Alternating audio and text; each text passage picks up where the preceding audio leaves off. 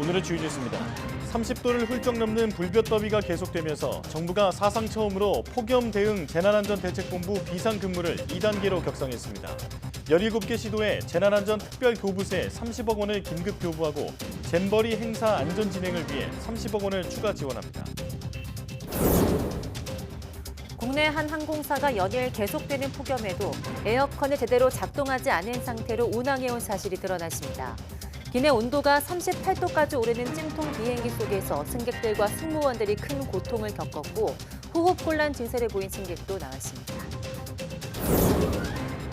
새만금 세계 스카우트 잼버리 대회장에 있는 스카우트 대원 중 최소 28명이 코로나19에 감염된 것으로 확인됐습니다. 잼버리 조직위는 대회 개막 이후 사흘간 야영장에서 코로나19 환자 28명이 나왔으며 중증 환자는 없다고 밝혔습니다. 현대차와 기아가 미국에서 화재 위험으로 신형 차량 9만 1,000여 대를 리콜하기로 했습니다. 차량이 멈추면 엔진이 자동 정지되는 시스템의 제어기가 과열될 수 있다는 이유인데 회사 측은 국내에서도 똑같은 조치를 할 예정이라고 밝혔습니다. 미국 전기차 테슬라가 미 캘리포니아주 지방법원에서 집단 소송을 당했습니다. 광고한 주행 가능 거리가 실제보다 2배나 부풀려졌다는 건데 테슬라는 주행거리 이외에도 자율주행 기술 등 여러 건의 집단 소송에 휘말려 있습니다.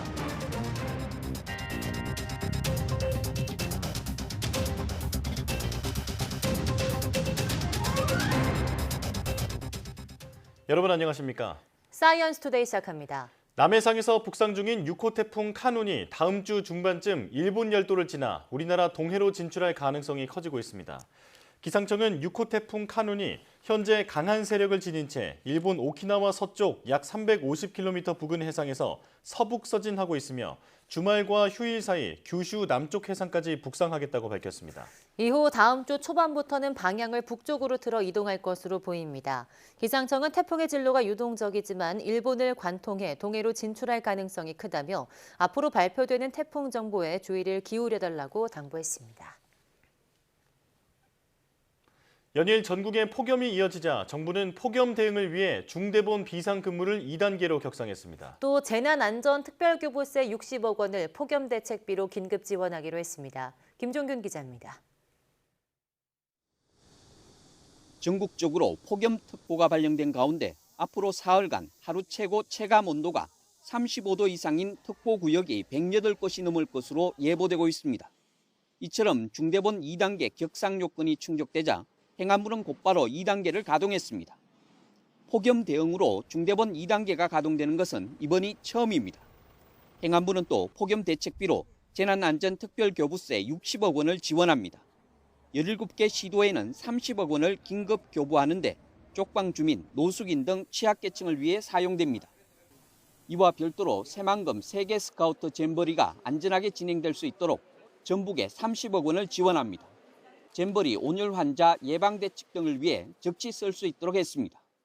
행정안전부도 잼버리 행사장 내 폭염 저감 시설을 추가 설치하고 폭염 예방 물품을 지원할 수 있도록 특교세 30억 원을 전라북도에 즉시 교부하겠습니다. 앞서 행안부는 지난 1일 폭염 위기 경고 수준도 가장 높은 심각 단계로 올렸습니다. 2019년 이후 4년 만입니다. 중대본은 아울러 관계부처에 폭염 피해 예방에 최선을 다해달라고 당부했습니다. 이 밖에 유치원과 각급 학교도 개학 시기 조정, 돌봄 대책 마련 등을 적극 검토할 것을 요구했습니다. YTN 김준길입니다. 이런 무더위에는 사람뿐 아니라 동물들도 지치긴 마찬가지입니다. 더위에 스트레스 받은 동물들을 위해 동물원에서 얼음 과일, 활어 같은 특식을 제공했는데요. 차유정 기자가 다녀왔습니다. 동물원에도 찾아온 33도 안팎의 무더위. 물범 바다사자들은 물 밖으로 나올 생각도 하지 않습니다. 지친 동물들의 면역력과 활동성을 끌어올리기 위해 동물원이 특식을 준비했습니다. 바다사자들은 싱싱한 활어와 얼린 고등어를 날름 받아먹고 얼음 조각으로 장난도 칩니다. 여름철에 이제 수온이 올라가기 때문에 동물들도 많이 덥고 지칩니다. 그래서 좀 시원하게 저희가 사람이 아이스크림 먹는 것처럼 약간 좀 더위를 가시게 하기 위해서 제공해 주는 것입니다. 따가운 햇볕이 내리쬐는 하마 방사장. 더위를 피하고 싶은 하마들이 그늘 안에 옹기종기 모여 있습니다. 더위에 지친 하마들을 위해선 시원한 얼음 과일이 제공되는데요. 하마들이 물속을 건너와 신나게 먹어치우고 있습니다. 아시아 코끼리들은 기다렸다는 듯이 과일을 향해 돌진해와 긴 코를 이용해 바나나, 파인애플을 야무지게도 집어먹고 반달가슴 곰은 몸을 반쯤 시원한 물에 담근 채 과일을 즐깁니다. 동물 약간 걱정되긴 했는데 이렇게 동물원 측에서 이렇게 하는 거 보니까 그래도 좀 다행인 것 같네요. 술 먹는 거 보니까 시원해 보이고 신기했어요. 지독한 무더위에 기진맥진해 있던 동물들도 모처럼의 특식으로 잠시나마 더위를 잊었습니다. YTN 차유정입니다. 새만금 세계 스카우트 잼버리 대회장에 있는 스카우트 대원 가운데 20여 명이 신종 코로나 바이러스에 감염된 것으로 확인됐습니다.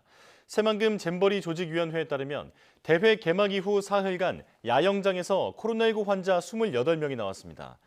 다만 감염자 가운데 중증 환자는 없는 것으로 알려졌습니다.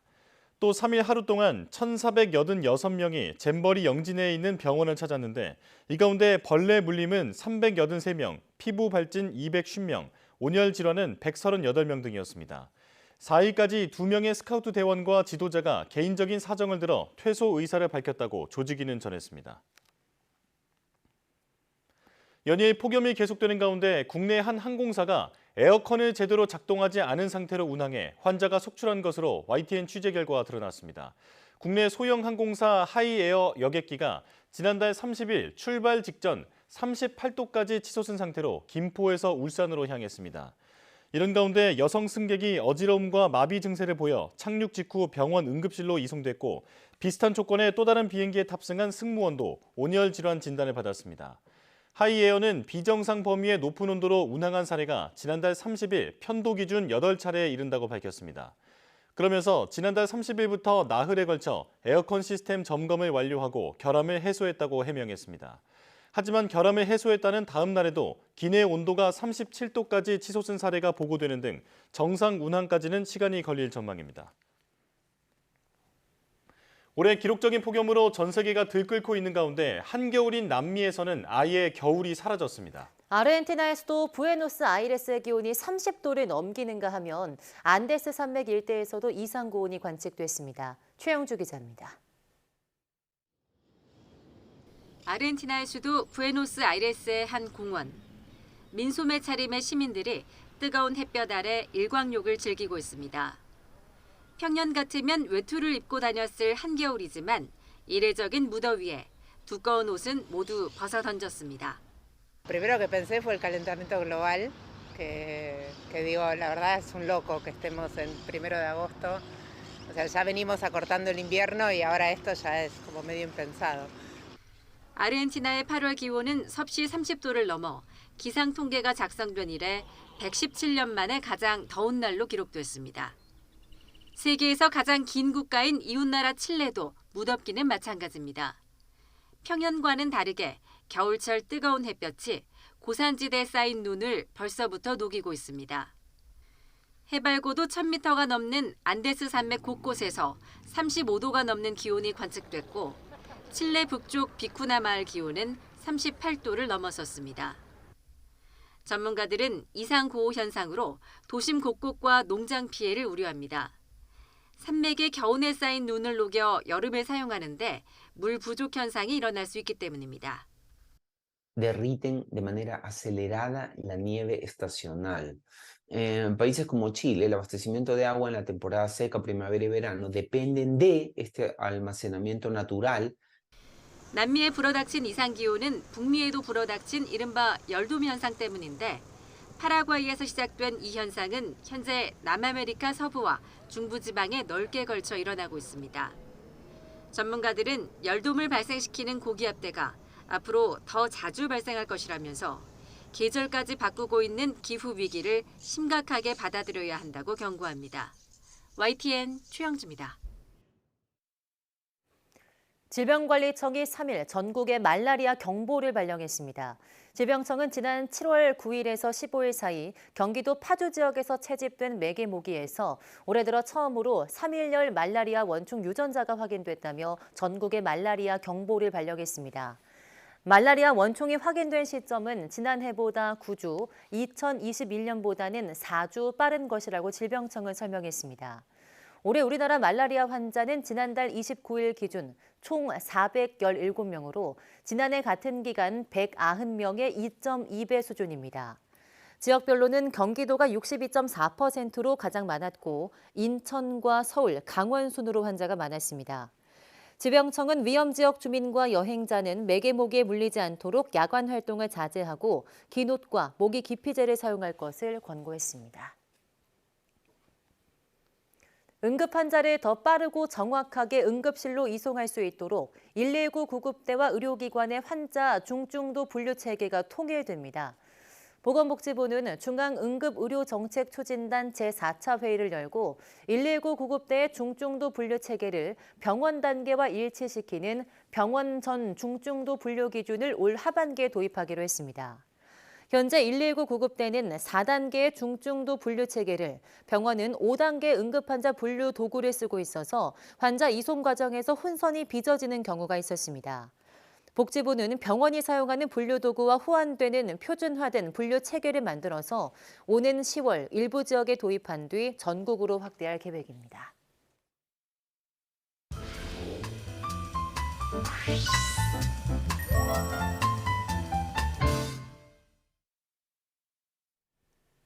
한 주의 마지막인 매주 금요일 영화 속 과학을 찾아보는 시간입니다. 사이언스 레드카펫, 오늘도 양우영 기자와 함께하겠습니다.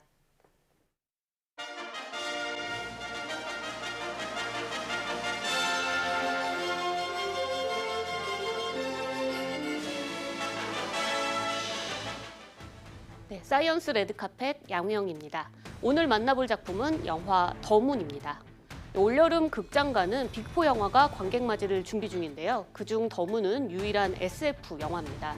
사실 SF라는 장르는 한국 영화가 유독 약한 장르였는데 과연 더문이 헐리우드 SF에 길든 관객들을 만족시킬 수 있을까요?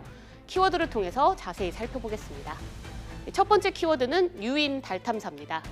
영화 더문은 오는 2029년 우리나라가 유인 우주선인 우리호를 발사해서 달 탐사에 직접 나서면서 벌어지는 이야기를 다뤘습니다.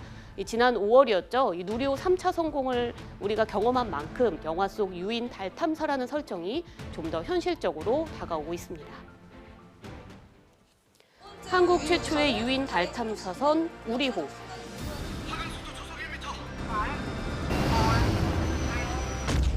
예상치 못한 태양풍에 선체가 부서지면서 황선우 대원만 홀로 우주에 고립되는데요.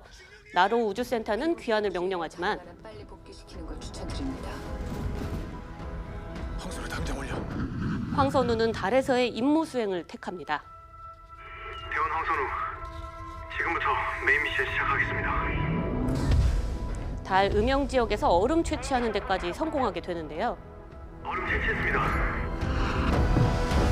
하지만 태양풍의 여파로 달 표면에 수많은 운석이 떨어지면서 황선우는 또 한 번 고립 위기에 처합니다.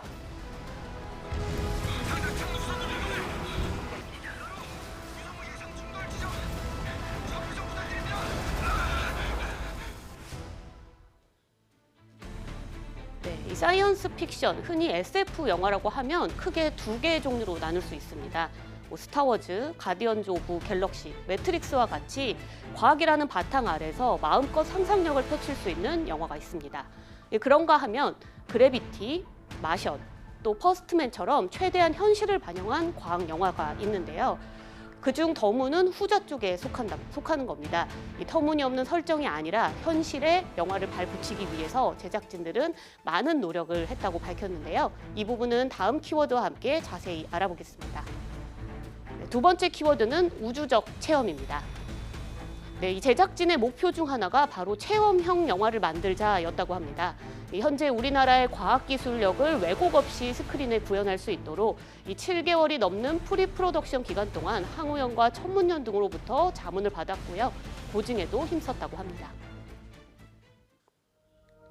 달 착륙선과 드론, 그리고 월면차까지 더문은 달에서의 모든 장면에 과학 검증을 거쳤습니다. 유인 우주선에 대한 상상도나 계획도를 찾아보고 기초 설계를 맞추고 그것을 갖고 박사님들 찾아가서 자문을 받아서 나사 방식처럼 다 만들었다. 제작진은 컷수를 줄이는 대신에 장면에 담기는 영상 퀄리티를 높이는 데 힘썼는데 특히 달의 어두움을 스크린에 그대로 담아내는 데 집중했습니다. 엄청난 규모의 블랙을 덮어놓고 반사광들을 통제하면서 찍었었고요. 그런 것들 때문에 오히려 자연스럽게 달 표면이나 이런 부분들이 나올 수 있었던 것 같고 착륙선이나 월면차에서 발생하는 먼지 날림, 또 운석이 떨어지는 장면 등 모두 과학적 사실에 상상을 더해서 만들었는데 특수 시각 효과 VFX가 영화 전반에 사용되면서 시각적 몰입감을 극대화합니다. 월면에서 벌어지는 액션들에 보여줄 수 있는 비주얼들을 좀 유추해서 진행을 하게 됐던 것 같습니다. 네, 그래서 더문은 4K를 그대로 구현한 아이맥스, 또 청각적 사실감을 높인 돌비 시네마, 또 황선우 대원의 경험을 그대로 느낄 수 있는 4DX 등 특별관에서 관람하는 것을 추천합니다. 극장에서 봤을 때 제가 느꼈던 감흥을 관객분들에게 전해드리고 싶습니다. 정말 체험적인 영화고 큰 스크린에서 굉장히 훌륭한 사운드 시스템으로 보셨을 때 새로운 한국 영화가 나왔구나라고 제가 입었던 우주복이나 그리고 우주선 내부, 선내 이런 게 진짜 실제처럼 만들어졌었어요. 그래서 저는 뭐 오히려 막 블랙 이런 어떤 뭐 그린, 블루 이런 거에서는 사실 촬영을 많이 안 했다고 생각하거든요. 우주를 배경으로 한 만큼 흥미로운 지점이 많아 보이는데요. 영화 속 과학 이야기 양회영 기자와 나눠보겠습니다. 자, 영상을 보면서 제가 가장 궁금했던 게 달에 실제로 저렇게 유성우가 많이 쏟아질까 하는 점이었는데요. 실제로는 어떻습니까? 네, 뭐 저도 같은 생각을 하고 좀 알아봤는데요. 달에 떨어지는 건 우선 유성우라고 부르진 않는다고 합니다. 운석이라고 불러야 더 정확하다고 하는데요. 네. 이게 유성우 같은 경우에는 다수의 유성, 그러니까 돌멩이, 운석 덩어리들이 비처럼 쏟아지는 현상을 우리가 유성우라는 거를 붙이는 거잖아요. 이거는 지구 대기권을 통과했을 때 불타면서 그 불타는 모습을 이 빗줄기로 쭉 남기기 때문에 흔적을 남기기 때문에 비와 같다는 모습으로 만들어졌던 단어이기 때문에 사실은 정확하게 말하면 달에 운석이 떨어지는 거라고 이야기를 해야 되고요. 실제로 달에도 운석이 많이 떨어진다고 합니다. 우리가 지구에서 3대 유성우라고 부르면서 8월에는 페르세우스 유성우가 있다고 이야기를 하잖아요. 그 기간 동안에 똑같이 달에도 운석이 떨어질 수 있는 겁니다. 그리고 이제 이런 이 불스러기들, 그러니까 운석의 이 크기가 사실은 굉장히 작거든요. 뭐 1cm 이하 안팎일 때도 있고요. 하지만 속도는 굉장히 수십 킬로미터로 빠릅니다. 대기권을 통과할 때는 대기권의 영향을 받아서 불에 타거나 속도가 점점 늦춰질 수 있는데 달에는 대기가 없기 때문에 그 속도 그대로 달 표면에 부딪힙니다. 그래서 실제로 아직은 달 표면에서 운석이 어떻게 떨어지는지 보거나 관측된 상황은 없기 때문에 어떤 모습인지는 정확히 알 수 없으나 영화에서처럼 폭발력이 굉장히 크고 많이 떨어질 때는 정말 수없이 떨어지는 모습이 구현이 될 수 있다. 이렇게 이야기하고 있습니다. 그런데 이번 영화가 강력한 태양 폭발로 인해서 이 지상국과 통신이 끊기고 사고가 발생한다 이런 내용인데요. 실제로 일어날 수 있는 내용일까요? 네, 이 부분도 사실 실제로 일어날 수 있다고 합니다. 우리가 이 100억 톤에 달하는 물질들이 태양 대기에서 수없이 쏟아지는 거를 태양 폭발, 뭐 태양풍의 영향, 이런 뭐 태양 폭풍 이런 식의 여러 가지 단어로 우리가 부르고 있는데 이때는 강력한 X선과 함께 전자기파, 이런 방사선 같은 것들이 많이 방출이 되거든요.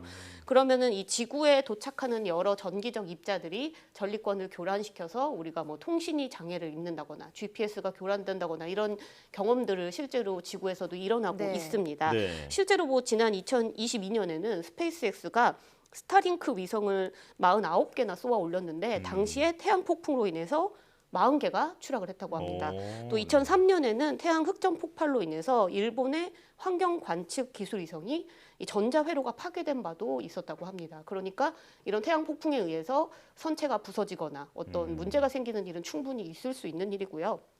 우리가 지구에서 태양의 흑점 활동을 관측을 해서 태양 폭발이 언제 일어나는지를 예측을 하고 이 시기를 우리가 뭐 이제 안내를 하기도 하고 이러거든요. 하지만 태양도 26일에 한 번씩 자전을 하고 있습니다. 우리가 태양 뒷면에서 일어나는 현상까지 폭발이 언제 일어났는지 관측하기는 어렵기 때문에 태양 뒷면에서 일어나는 흑점 폭발 현상이 마침 자전의 시기와 겹쳐서 태양의 앞면 쪽으로 넘어오게 되면은 이 태양 폭발의 현상을 우리가 미처 예측하지 못하고 우주에서 뭐 올라가 있는 위성이나 뭐 정거장들에 영향을 크게 미칠 수도 있다고 합니다. 그렇군요. 자, 상당히 사실에 기반해서 만든 영화라는 생각이 드는데요. 자, 말씀해주신 태양 폭풍 현상이 지구에서 경험하는 것과 달에서 경험하는 것은 차이가 있을까요? 네, 그렇습니다. 우리가 지구에는 사실 대기권도 있고 지구는 커다란 자석이라고 부를 정도로 자기장이 우리 지구 주변을 이제 둘러싸고 있잖아요. 네. 그렇기 때문에 태양 폭발로 발생하는 수많은 입자와 어떤 자기장의 영향들은 이 대기권과 자기장, 지구 자기장이 막아주는 역할을 하고 있습니다. 네. 특히 대기권으로 들어오는 우주 방사선의 경우는 산소나 질소의 분자들과 충돌을 하면서 점차 능력을 잃어서 공기 중에 흡수된다고 알려져 있거든요. 하지만 달에는 공기가 없고 또 네. 지구에 비해서 자기장도 굉장히 미약하기 때문에 우주나 달에서는 전혀 세기가 줄어들지 않는 상태로 우주 방사선을 그대로 영향을 받을 수밖에 없습니다. 네. 그래서 영화에서처럼 이 태양 폭풍이 일어나는 상황에서 우주선 수리를 하기 위해 선회 활동을 하는 거는 굉장히 위험한 활동이고요. 실제로 이 대기권 밖에 있는 우주 비행사들의 경우는 이 태양 폭발이나 이 뭐 태양풍의 영향이 심각해졌을 때는 선회 활동이 금지돼 있고 그 국제 우주 정거장 ISS에서도 굉장히 깊숙한 곳에 자리를 하고 움직이지 않는 것을 이렇게 권하기도 하고 있습니다. 그렇군요. 네, 어떻게 보면 지구에 있는 대기가 굉장히 큰 역할을 하고 있지 않나 싶은데요. 영화에서는 또 2029년에 우리나라가 미국에 이어서 두 번째로 유인 달 탐사, 그 달 표면에 발자국을 남기는 나라가 됐는데요. 실제 우리나라가 계획하고 있는 달 탐사 로드맵은 어떻게 진행되고 있을까요? 네, 우선 우리나라에도 달 탐사선이 있죠. 네. 국내 최초의 달 궤도선인 다누리가 발사한 지 곧 이제 1년이 되고 있습니다. 네. 현재 뭐 다누리는 아주 성공적으로 달에서 임무 수행을 하고 있고 우리가 계획했던 것보다 운용도 아주 효율적으로 네. 진행돼서 임무 수행이 원래는 1년으로 계획돼 있던 게 이제 2년이 연장돼서 최종 3년 동안 임무를 수행하기로 했었죠.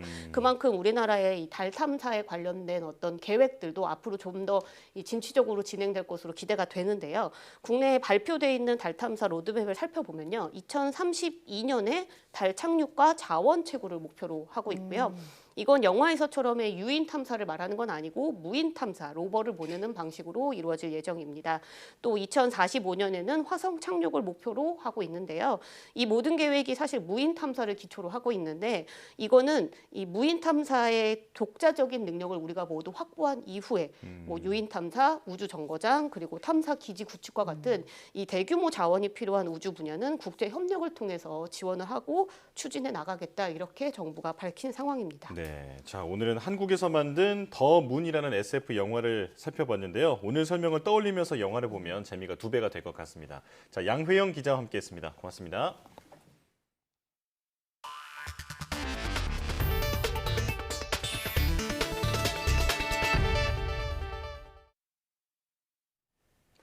정부가 일본 후쿠시마 원전 오염수 방류 후속 조치를 논의하기 위해 오는 7일 한일 당국 간 추가 실무 협의를 화상으로 진행한다고 밝혔습니다.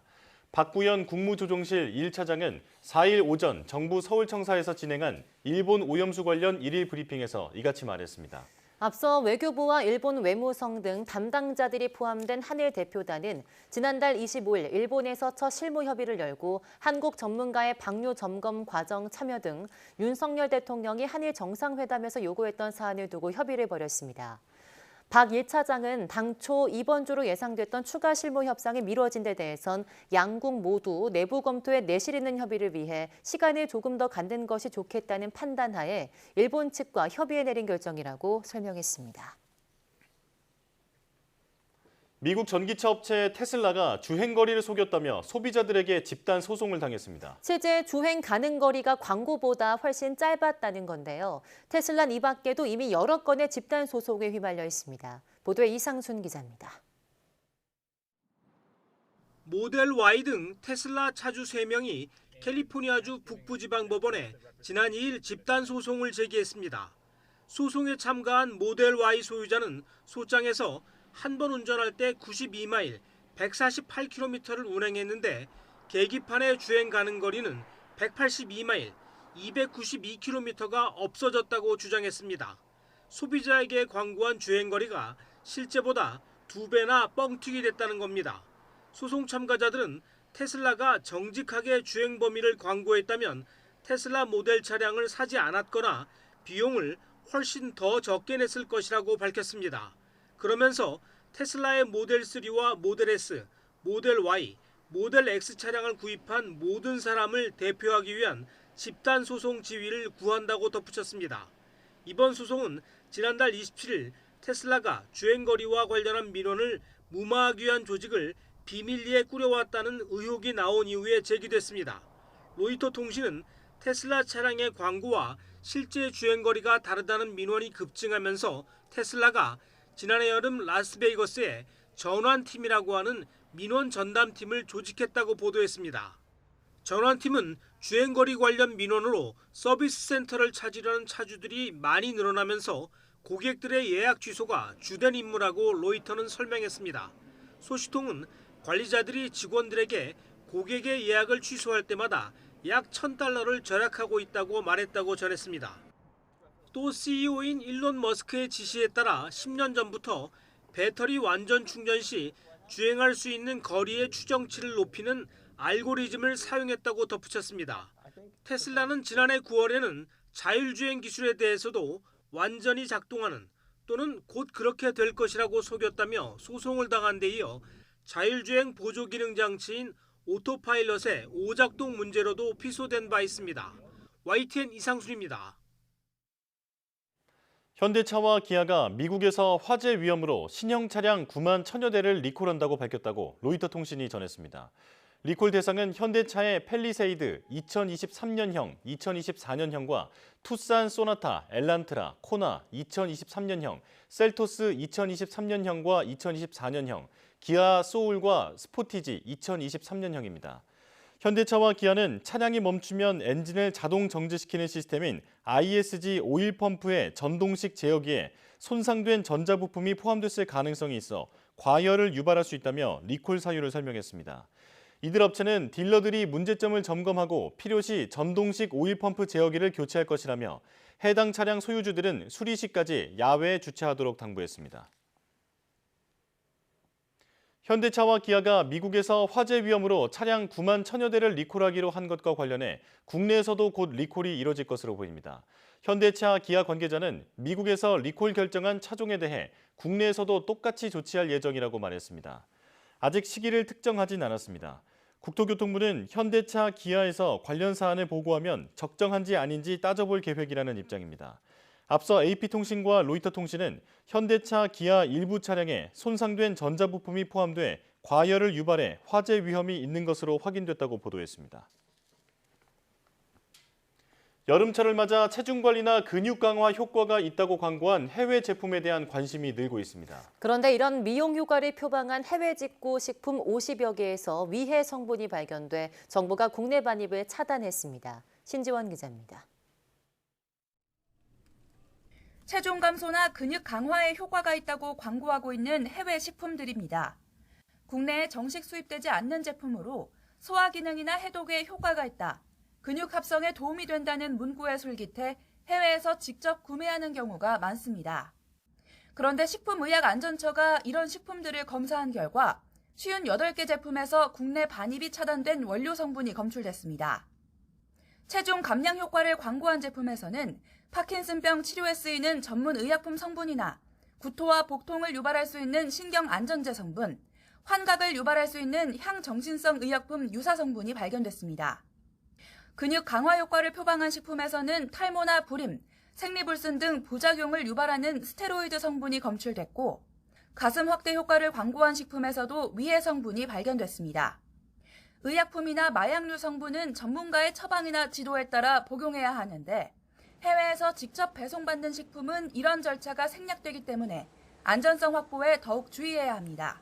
해외 직구 식품을 구매하기 전에 그 위해 성분이 들어가 있는지를 꼼꼼하게 확인할 필요가 있습니다. 가급적이면 안전성이 담보된 정식 수입 식품을 구매하도록 권장합니다. 위해 성분이 들어간 국내 반입 차단 식품 목록은 식품안전나라 누리집 해외 직구 식품 올바로에서 확인할 수 있습니다. 식약처는 앞으로 위해 식품 정보를 알리면서 해외 직구 식품에 대한 검사를 확대할 계획입니다. YTN 신지원입니다. 아이폰 제조기업 애플의 매출이 3분기 연속 감소했습니다. 2016년 이후 가장 길어지는 매출 부진입니다. 다만 애플의 이번 실적은 아마존과 함께 시장 전망치를 상회했습니다. 김원배 기자입니다. 애플은 실적 발표를 통해 지난 2분기 매출이 818억 달러, 우리 돈 106조 3천여억 원을 기록했다고 밝혔습니다. 이는 월가 예상치 816억 9천만 달러를 웃돈 것입니다. 그러나 지난해 2분기보다는 1.4% 감소한 것입니다. 이에 따라 애플은 지난해 같은 기간과 비교한 매출이 3개 분기 연속 줄어들었습니다. 이는 2016년 이후 가장 길어지는 매출 부진이라고 미국 언론들은 전했습니다. 루카 마에스트리 애플 최고 재무 책임자는 올해 3분기 매출 하락률도 2분기 매출 하락률과 비슷할 것으로 예상한다고 말했습니다. 애플의 지난해 3분기 매출은 901억 달러였습니다. 애플은 그러나 올해 2분기 중국에서의 매출이 지난해 같은 기간보다 8% 증가한 157억 6천만 달러, 약 20조 5천억 원을 기록했습니다. 중국은 애플에게 있어 세 번째로 매출이 큰 지역입니다. 애플의 주력인 아이폰 매출도 지난해 2분기보다 2% 감소했습니다. 올해 2분기 아이폰 매출은 396억 7천만 달러, 우리 돈 51조 5천여억 원을 기록했습니다. 지난 6월 전 세계 기업 가운데 처음으로 시가총액 3조 달러를 돌파했던 애플의 주가는 정규장에서 0.73% 하락한 데 이어 시간외 거래에서 낙폭이 더 커졌습니다. 세계 최대 전자상거래 업체인 아마존은 올해 2분기 매출이 1,344억 달러, 우리 돈 174조 7천여억 원을 기록해 월가의 예상치 1,313억 달러를 웃돌았습니다. 이는 지난해 같은 기간보다 11% 증가한 것입니다. 또 6분기 만에 두 자릿수 성장률을 기록했습니다. YTN 김원배입니다. 2차 전지에 대한 투자 열기가 이제 상온 초전도체로 옮겨붙고 있습니다. 이 때문에 관련 주가도 널뛰고 있는데 전문가들은 수급에 의존하는 테마주 투자는 자제해야 한다고 당부했습니다. 엄윤주 기자입니다. 인류를 구할 꿈의 물질. 상온과 대기압에서 전기 저항이 사라지는 초전도체를 국내 연구진이 개발했다는 소식에 전 세계가 들썩이고 있습니다. 이미 주식시장도 발빠르게 반응했습니다. 관련주로 묶인 종목이 장중 상한가로 마감하더니 이틀 만에 다시 하락 전환하는 등 널뛰고 있는 겁니다. 요즘은 주식이랑 코인이랑 다 다를 게 없다라는 말이 많이 있어서 최근에도 1시간 만에 이제 거의 몇십조가 날아가는 사태가 있었기 때문에 2차 전지 급등을 목격한 투자자들의 기대 심리가 이젠 초전도체로 반영된 건데 이처럼 최근 시장을 보면 테마주가 장세를 이끌고 있습니다. 이런 투자 패턴은 주로 경기 둔화기에 자주 나타난다는 분석도 많습니다. 현재 시장에 가장 큰 화두가 있는 상태에서 그 흐름이 계속적으로 진행이 되고 있고요. 테마 장세가 펼쳐질 때는 거의 대부분 다 글로벌 경기가 둔화가 되거나 위축이 될 때였었다라고 보시면 돼요. 문제는 기업의 가치나 실적이 아닌 지금과 같은 기대감에 의존한 수급 쏠림이 도리어 주식시장의 변동성을 키운다는 점입니다. 급등했던 2차 전지가 순식간에 가라앉았던 것처럼 눈앞에 단기 이익만 보고 투자에 들어가는 건 그만큼 손해보기도 쉽기 때문입니다. 2차 전지의 급락이라든지 이런 걸 보시면 알겠지만 수급에 따라서 오른 것들은 급락할 가능성도 굉장히 큽니다. 급락할 가능성이 굉장히 크기 때문에 흔히 말하는 묻지마 투자 이런 것들은 조금 삼가해야 되는 지점이 아니냐. 아직 국내 연구진의 개발 성과에 대한 과학계 전망이 엇갈리는 가운데 전문가들은 현재 테마주로 묶이는 종목 중에는 관련 없는 것들도 많다며 섣부른 투자는 주의해야 한다고 당부했습니다. YTN 엄윤주입니다. 내년에 적용되는 최저임금이 시간당 9,860원으로 확정 고시됐습니다. 월 209시간 근로 기준 월급으로는 206만 740원입니다. 고용노동부는 최저임금위원회가 지난달 의결에 제출한 대로 올해보다 2.5% 오른 최저임금 9,860원을 결정 고시했습니다. 내년 최저임금은 사업 종류별 구분 없이 모든 사업장에 동일 적용됩니다. 전설의 락밴드 퀸의 보컬이었던 프레디 머큐리의 유품들이 경매에 오릅니다. 영국 일간 가디언은 현지 시간 3일 프레디 머큐리가 보헤미안 랩소디를 작곡할 때 사용한 피아노를 비롯한 그의 유품들이 다음 달 런던 소더비 경매에 나올 예정이라고 보도했습니다. 머큐리가 1975년에 구입한 야마하 베이비 그랜드 피아노는 퀸의 거의 모든 히트곡을 작곡하는 데 사용된 것으로 200만에서 300만 파운드, 우리 돈 33억 3천만 원에서 50억 원에 육박할 것으로 추정됩니다. 이번 경매에는 피아노를 비롯해 각종 공예품과 의류, 가구, 사진, 머큐리가 직접 쓴 가사와 잡동사니 등 약 3만 점이 전시될 예정입니다.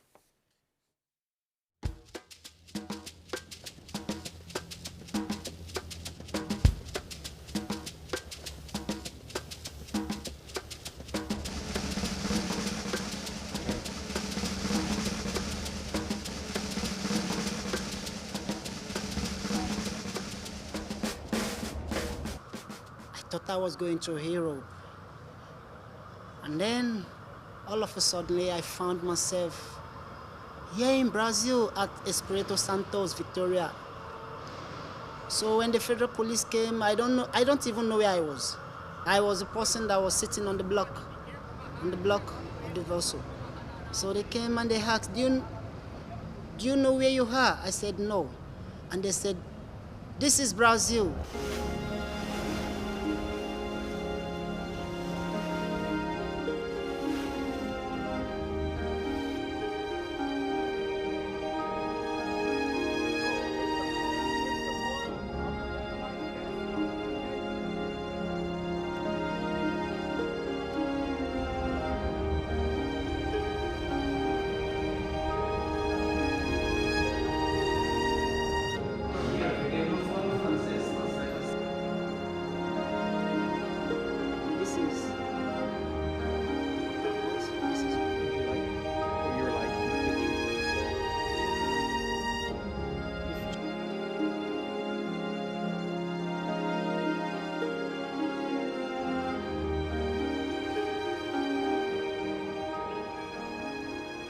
It was a terrible experience for me. Being a first time, I've never tried that before, but because I already made up my mind to leave, so I just summoned the courage, but then it's not easy, seeing the ship, shaking, I was so scared, but I'm here in Brazil. I was like coming back from another place. So the journey was so dangerous. And in my life, I will never try that again. It's my choice. Because if something is not working for you, you have to leave. It's not working for me. The economy is not working for me. Everything is not working for me. And before I came here, I was homeless. No home, my family, my wife is staying in another place where I am staying, my children, So I just have to make up my mind, and that's it. Life no is a shot, don't come Brazil. Anything I find out, I for Brazil. As I make me famous, make my capacity continue for Brazil. I pray the government of Brazil and Casamento the migrant should have pity on me, have mercy on me to maybe look for a better job for me to work. Thank you.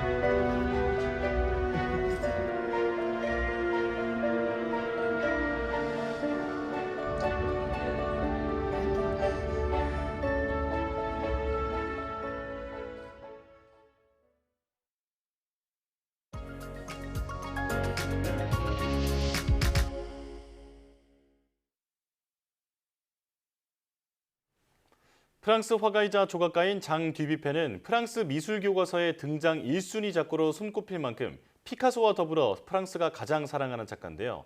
장 듀뷔페는 자유로운 영혼의 예술가로 다듬지 않은 날것 예술에 주목해 아르뷰르라는 개념을 창시한 작가입니다. 사이언스 인 아트에서는 장 듀뷔페의 생애와 작품, 그리고 아르뷰르라는 개념도 같이 알아보겠습니다. 박소경 아트 디렉터와 함께합니다. 어서 오세요. 안녕하세요. 네, 안녕하십니까. 자, 오늘 소개한 작가가 우리가 예전에 다루기도 했던 장 미셸 바스키아가 아주 존경하는 작가라고요. 네, 맞습니다. 이 장미셸 바스키아가 오늘 소개할 작가인 장 듀뷔페로부터 많은 영감을 받았다고 공식적으로 밝히기도 했습니다. 네, 뿐만 아니라 동시대에 활동했던 키스 헤링도 이 장 듀뷔페에 대해서 나는 도서관에서 많은 시간을 보냈는데 이 장 듀뷔페의 이미지를 보고 내 이미지와 얼마나 비슷한지 깜짝 놀랐다. 그래서 그의 다른 작품들도 관심 있게 봤다라고 말하기도 했는데요. 마치 어린아이의 그림처럼 자유롭고 큰 인상을 주는 두 스타 작가의 작품을 보면 장 듀뷔페로부터 얼마나 많은 영향을 받았는지 알 수 있습니다. 네, 그럼 본격적으로 장 듀뷔페가 어떤 작가인지 이야기 나눠볼까요? 네, 장 듀뷔페는 프랑스 현대미술의 거장이자 또 최후의 파리 예술가로 손꼽히는데요. 이 기존의 전통적인 미술에서 벗어나서 앵포르메를 선도한 작가입니다. 특히 앵포르멜은 지난번 박서보 화백에 대해 이야기할 때에도 다뤘던 미술 사조죠. 좀 정형화되고 아카데믹한 미술에서 벗어나서 비정형적이고 서정적인 회화를 지향하는 게 특징이었는데요. 이 장 듀뷔페가 바로 이 앵포르멜의 선구자였습니다. 1901년에 프랑스 르아브르에서 태어난 장 듀뷔페는 부모가 와인 도매상이었는데요. 그러다 보니까 자연스럽게 30대까지 와인업에 종사하다가 41살에 어찌 보면 늦은 나이에 본격적으로 작가의 길을 걷기 시작합니다. 비록 상대적으로 늦은 시작이었지만 일찍부터 미술에 관심이 많았기 때문에 자신만의 화풍을 전개해 나갔는데요. 자유분방한 선의 사용과 마치 어린아이 같은 스타일로 작업을 하면서 이름을 알리기 시작합니다. 특히 장 듀뷔페는 아르브리라는 개념을 창시하면서 현대미술에 큰 획을 긋고요. 이 개념을 바탕으로 비주류 미술, 즉 아웃사이더 아트에 무게를 두고 작업을 이어나가게 됩니다. 네, 장 듀뷔페가 방금 말씀하신 아르브리라는 것을 창시했다고 하는데 발음도 어렵거든요. 이게 어떤 개념인가요? 네, 아르브리는 거칠고 다듬어지지 않은 미술을 뜻하는데요. 이 장 듀뷔페는 아웃사이더 미술, 그러니까 주류에 속하지 않는 미술도 나름의 가치가 있고 의미가 있다라고 얘기를 했습니다. 그래서 아르브리를 주제로 활발하게 작업을 하기 시작하는데요.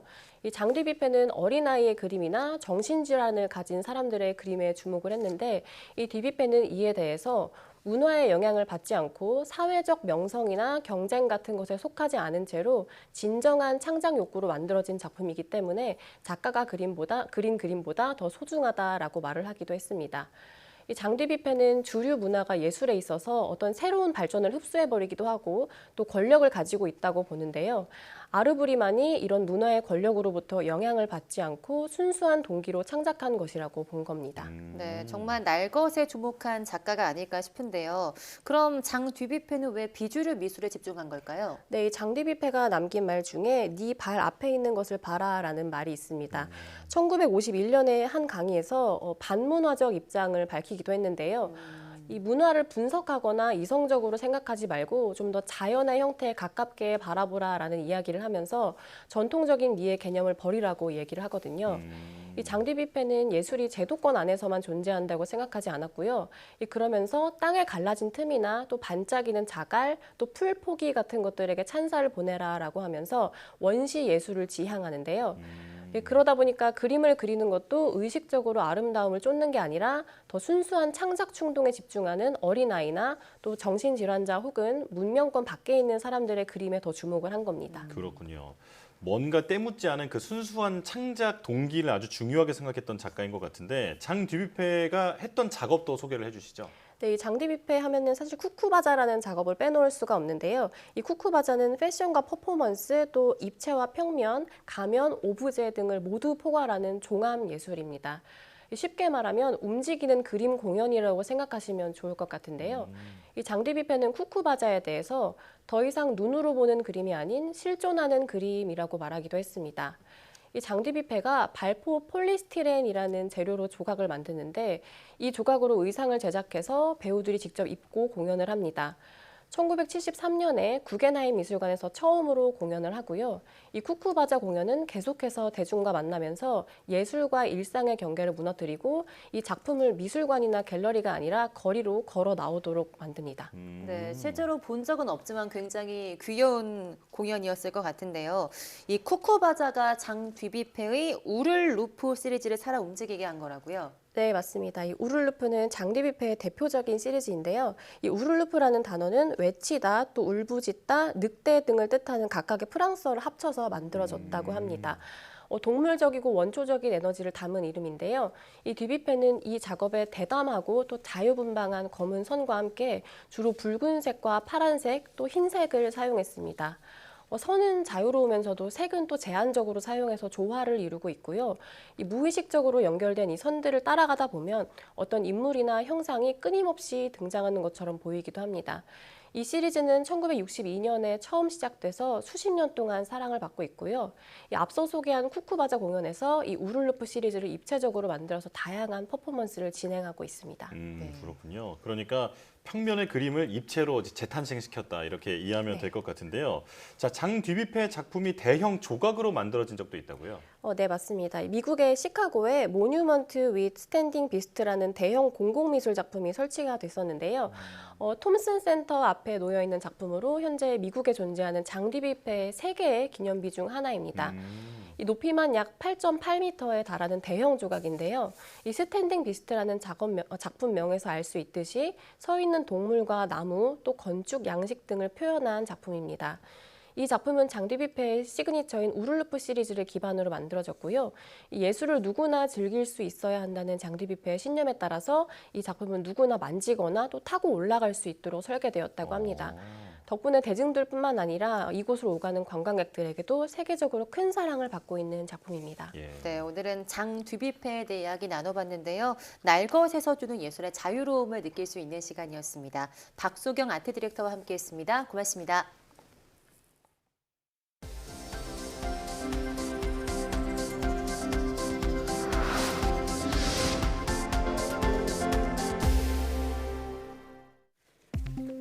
지구 온도가 중세 이후로 지금이 가장 덥다는 연구 결과가 나왔습니다.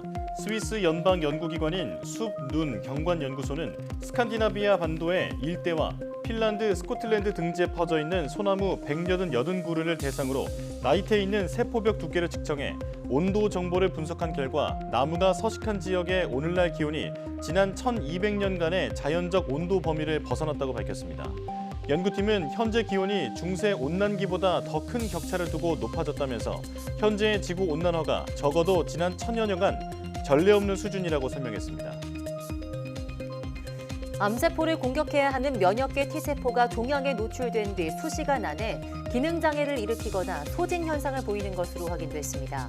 미국 벤더빌트대 연구팀은 암 모델 생쥐 실험에서 T세포가 종양에 노출된 지 6시간에서 12시간 이내에 점차 능력이 약해지는 다양한 소진 현상을 보이는 것을 확인했다고 밝혔습니다. 연구팀은 이런 소진 현상은 특정 유형의 종양에 노출된 T세포에서만 발생하는 것이 아니었으며 종양에서 분리된 지 5일 이상 지난 T세포를 종양이 없는 주에 이식해도 기능은 회복되지 않아 기능 장애가 T세포에 각인됐음을 의미한다고 설명했습니다. 국내 연구진이 챗 GPT의 핵심으로 사용되는 거대 언어 모델의 추론 연산을 효율적으로 가속하는 인공지능 반도체를 개발했습니다. 카이스트 김주영 교수팀은 메모리 대역폭 사용을 극대화해 추론에 필요한 모든 연산을 고속으로 수행할 수 있는 인공지능 반도체 LPU를 개발했다고 밝혔습니다. 연구팀은 개발한 반도체 기반의 서버는 현재 업계 최고 성능을 가진 고성능 GPU보다 성능은 최대 50%, 가격 대비 성능은 2.4배 높다고 설명했습니다. 과학기술정보통신부가 극한 소재 실증 연구 기반 조성 사업 이용자 협의회를 출범했다고 밝혔습니다. 과기정통부는 올해부터 초고온, 극저온, 특정 극한 등 극한 환경에서 사용되는 소재의 성능을 평가할 수 있는 극한 소재 실증 연구 기반 구축 사업을 추진하고 있으며 연구시설과 장비를 활용하게 될 기업, 대학, 연구기관 전문가로 구성된 이용자 협의회를 운영한다고 설명했습니다. 이용자 협의회는 초고온, 극저온, 특정 극한분과 30명의 전문가로 구성됐으며 극한 소재 실증 연구 기반 장비의 구축 타당성과 운용 계획 심사 등의 역할을 수행하게 됩니다.